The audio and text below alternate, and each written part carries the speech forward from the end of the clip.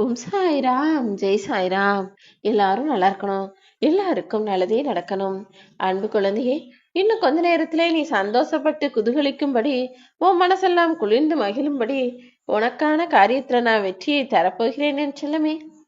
நீயே ஆச்சரியப்படும்படி இனி எல்லா விஷயங்களும் நல்லபடியா நடக்க போகுது. மரியாதை தெரியாத நபரோடு நெருங்கி பழகுவதை காட்டிலும் யார் உனக்கு மதிப்பும் மரியாதையும் கொடுக்கறாங்களோ அவங்க கூட பயணிப்பதுதான் உனக்கு நல்லது. இந்த உலகத்தையே ஆட்டி படைக்கக்கூடிய 2 விஷயங்கள் என்னன்னு தெரியுமா? தாள் எனும் உருவத்துல இருக்கிற பணமும் உருவமே அற்ற மனிதனின் மன நிம்மதியும் தான். இது இரண்டையும் தான் மனிதன் மரணம் வரைக்கும் தேடி தேடி அலைஞ்சு திரிஞ்சு கலத்து கடைசியில் பிடி சாம்பலும் ஆகி போகிறான் அல்லவா? அவ்வளவு தூரம் கஷ்டப்படும்படி நான் உன்னை விடமாட்டேன். எது இப்போது உன்னுடைய தேடலாக இருக்கோ, எது இப்போது உனக்கு தேவையா இருக்கோ, அந்த மன நிம்மதியையும் உனக்கான பண தேவைகளையும் நிறைவேற்றுவதற்காகவும் நீ எதிர்பார்த்த எல்லா விஷயங்களையும் உன் மனசு போலவே நல்லபடியா நடத்தி கொடுப்பதற்காகவும் தான், உனக்கான வெற்றியை தருவதற்காக நான் ஓடி வந்தேன் என் செல்லமே.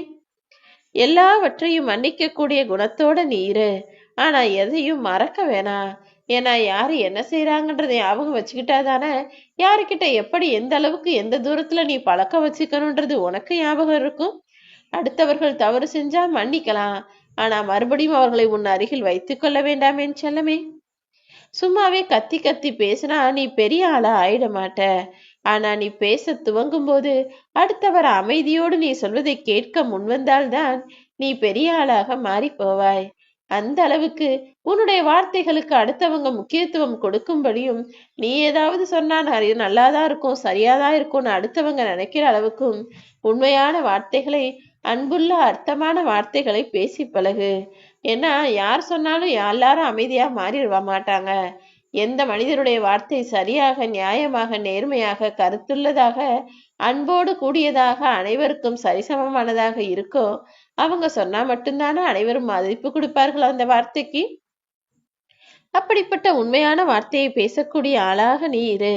எப்பொழுதுமே நான் தனிமையிலே கஷ்டப்படுறேனே நினைச்சு வருத்தப்பட வேணாம். உனக்கு நம்பிக்கை துரோகம் செய்தவர்களும் உன்னை ஏமாற்றியவர்களும் அதற்குரிய விஷயங்களை என்னிடமிருந்து பெற்றுவிட்டு போவார்கள். ஆனா உனக்கு கிடைச்சிருக்க இந்த தனிமை என்பதே மிகப்பெரிய வரம்தான் என் செல்லமே. அது புரியாம வாழ்க்கையை நினைச்சு நீ வாடி வதங்க வேணாம். சில பேரு வாழ்க்கையில வறுமை வந்தா வாடி போயிடுறாங்க, வசதி வந்தா அதிகமா ஆடிக்கிட்டு இருக்காங்க. என் அன்பு பிள்ளையே, உன்னுடைய நிலைமை எப்படி மாறினாலும் நீ எப்போதும் எளிமையா இருக்கணும்ன்றதுதான் நான் ஆசைப்படுவேன். ஏன்னா இந்த சாயப்பா சாய்நாதா என்பவன் எளிமைக்கும் எளிமையானவன் அல்லவா? உனக்கான பல வசதி வாய்ப்புகளை உன் குடும்பத்துல நான் கொடுக்க போற இந்த சமயத்துல நீ எப்போதும் நேர்மையாகவும் நியாயமாகவும் எளிமையாகவும் அன்பாகவும் இருக்கணும்னு நான் நினைக்கிறேன். பல பேர் உன்னை சுத்தி இருக்கிறவங்க சுயநலவாதியா மாறி மாறி எல்லாத்துக்கும் உன் மேல விட்டுட்டு அவங்க எல்லாரும் ஒதுங்கி போனனால உன்னோட இரக்க மனம் கூட இப்போது இரும்பாகி போலறது போல இருக்கிறது எனக்கு தெரியும். உன்னை சுத்தி இருக்க யாருக்கிட்டையும் போய் நீங்க செய்யறது சரி கிடையாதுன்னு விவாதம் செய்ய வேண்டாம்.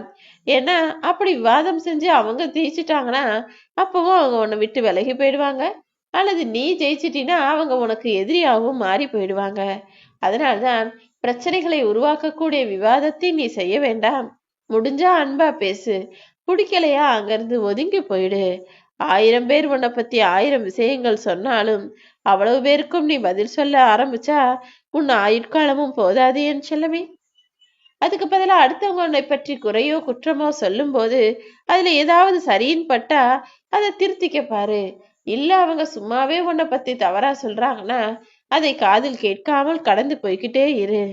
நீதான் உலகம்னு நம்பி வாழக்கூடிய எந்த உறவையும் நீ ஏமாற்றி விட வேண்டாம் என் செல்லமே. யாரையும் உன்கிட்ட பேசாதவங்கள போய் கெஞ்சி பேச வைக்கணும் முயற்சிக்காத. அப்படி பேசாதவங்ககிட்ட போய் கெஞ்சினா அதன் மூலமா உன்னுடைய மரியாதை தானே குறைஞ்சு போகுது. அதுக்கு பதிலா அவங்களா உன்னை புரிஞ்சுக்கிட்டு பேச வரும்போது பேசட்டும்னு அவர்களை அப்படியே விட்டுவிடு. உன்னை புரிந்தவர்கள் உன்னை தேடி வரட்டும், புரியாதவர்கள் உன்னை விட்டு விலகி போகட்டும். அதனால் நிச்சயமாக நஷ்டம் அவர்களுக்கு தான் என் தங்கமே.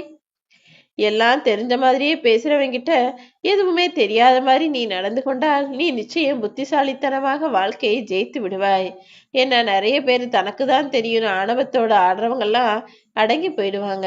அந்த இடத்தில் நீ நிச்சயம் ஜெயிப்பாய்.